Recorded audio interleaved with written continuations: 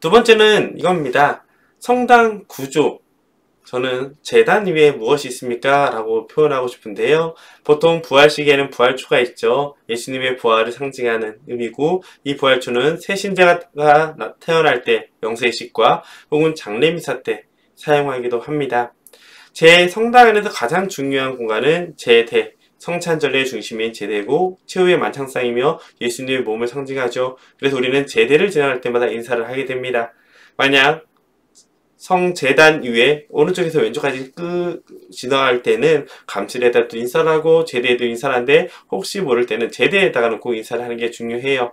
제단은 제대가 있는 그리고 성찬의 전례와 말씀의 전례가 이루어지는 거룩한 공간을 의미합니다. 전례거의 중심지를 따로 이렇게 부각시켜서 사람들의 이목을 모으는 역할까지 하도록 하게 되죠. 그런 점에서 제대는 예전에는 여성들도 함부로 올라가지 못하게 되었고 일반 신자들 역시 재단과 관련된 봉사를 하지 않는 이상은 올라가지 못하게 되어 있습니다. 또 재단에 봉사를 하시는 분들은 올라가기 전에 재단 밑에서 신발을 벗고 올라가게 되죠.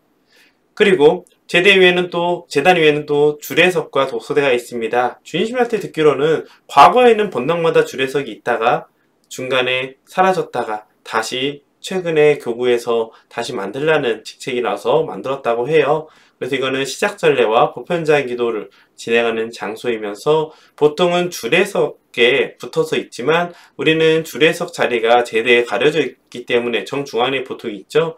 그래서 어쩔 수 없이 따로 이렇게 공간을 만들었습니다. 이런 모습은 명동성당에 가보시면 명동성당 전례가 이루어지는 모습을 보면은 더 쉽게 구분이 될 거예요.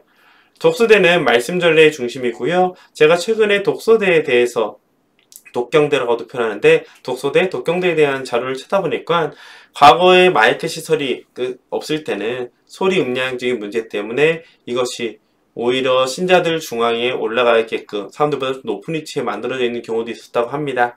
그리고 최고의 장식은 빛이 가장 잘 비치는 공간이 있었다고도 해요. 제대도 중요하지만 제 독서대 역시 말씀의 전례의 중심이기 때문이죠. 우리에게 빛으로 진리를 알려주시는 예수 그리스도 상징하기 때문에 빛나는 조명을 잘 두어야 된다고 해요. 그래 독서대 역시 그저 이런저런 말을 선포하는 공간이 아니라 하느님의 말씀이 선포되고 우리에게 그 말씀이 전해지는 소중한 공간이 됩니다. 해설대는 사실 있어도 되고 없어도 되는 공간이지만 신자들이 예식을 잘 따라올수록 안내해주는 해설자가 있는 곳이죠. 사실 사람들이 누구나 잘 따라오고 잘 인지하고 있다면은 굳이 해설자 역할이 필요하진 않지만 그럼에도 불구하고 사람들이 아직 잘 놓치거나 특별한 미사 때 특별한 포인트들을 잘 모르거나 놓칠 수 있을 때 혼란을 방지하고자 해설자가 꼭 있는 역할도 중요합니다. 그리고 제대 주변에는 제의실이라고 해서 제구와 제의를 보관하고 제의를 갈아입는 방이 있는데요. 본당마다 좀 틀리긴 해요. 제의실이 제단 옆에 붙어 있는 곳도 있고요. 뒤에서 행렬하는 경우는 제단 옆에도 있고 성전 뒤에도 제의실이 있는 곳이 있습니다. 그래서 제 생각은 두 군데의 제의실이 다 있는 것이 맞지 않을까라는 생각이 들어요. 왜냐하면 미사 때 입당하는 사지에 혼자 입당하는 것이 아니라 그거는 예수 그리스도께서 우리 공동체에 들어오는 것이며 동시에 예수님을 필두로 모든 신자들이 함께 들어오는 그 행렬을 의미하기 때문이죠.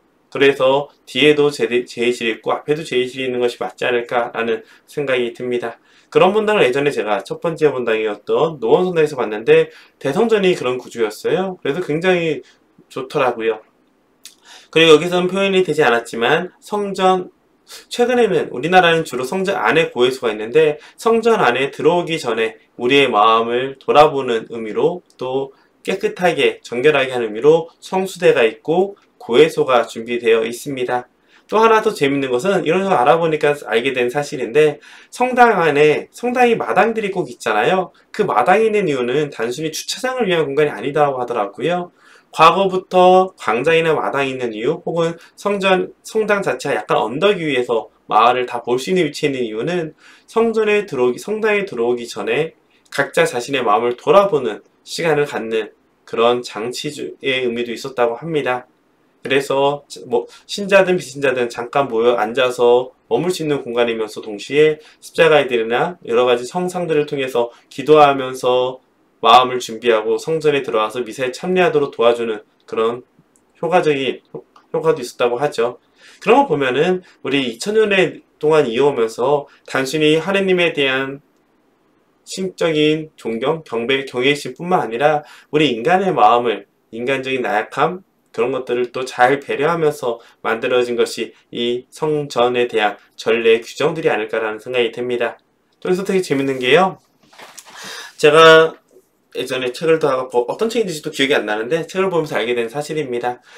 유럽에 있는 성전들이 굉장히 화려하게 꾸며진 이유는 그거였다고 해요. 예전에는 글을 못 읽는 사람들이 많았잖아요. 그 사람들이 성전 안에 들어왔을 때 사람들한테 여러분들이 하느님과 함께 신앙생활을 열심히 하면 갈 수 있는 천국이 바로 이런 것입니다 라는 것을 맛보이기 위해서 하는 것이죠. 사실 여러분 희망을 가십시오 라고 말하는 것보다 눈에 보이는 무언가를 직접 감각적으로 느껴지게 하는 것이 더 와닿잖아요. 그것처럼 신자들이 성전 안에 들어왔을 때 내 인생이, 내 삶이 정말 고되고 힘들다 하더라도 성전 안에 왔을 때 이 화려함을 통해서 하느님께서 우리를 이렇게 품어주실 거다라는 하느님 나라에 대한 희망을 얻을 수 있다고 하죠. 그래서 성전에 있는 많은 스테인드 글라스나 성상들은 신앙자들의 신앙 교육을 위한 좋은 도구이기도 합니다. 그런 점에서 그저 허전하다고 뭔가를 두고 하는 그런 행동들은 조심해야 될 것 같아요. 이런 의미들을 하나하나 알면 알수록 전래 공간을 배치하고 구성하는 데 얼마나 중요한지 알 수가 있죠. 예를 들어 장개틀 같은 경우도 무릎 꿇고 기도할 때 사람의 마음속에서 느껴지는 감각적인 느낌과 그저 앉아서 혹은 서서 기도할 때 느껴지는 건 정말 다르거든요. 그런 것들을 하나하나 살리고 보존하려고 하는 것이 올바른 신앙의 습관을 만들어주는, 환경을 만들어주는 노력이 아닐까라는 생각이 듭니다.